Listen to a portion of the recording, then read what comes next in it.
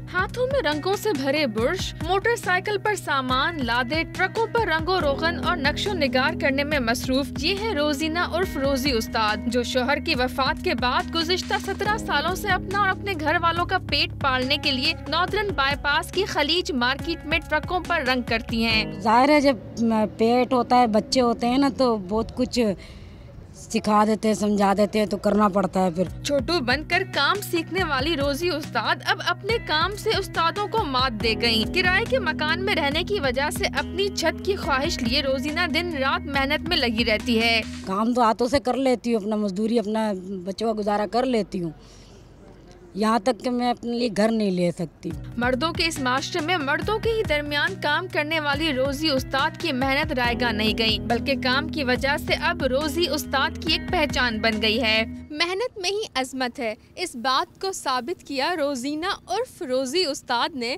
جس کی قابلیت کو دیکھ کر لوگ حیران رہ جاتے ہیں۔ کیمرہ مین BK کے ساتھ آمنہ اثر، ڈان نیوز، کراچی۔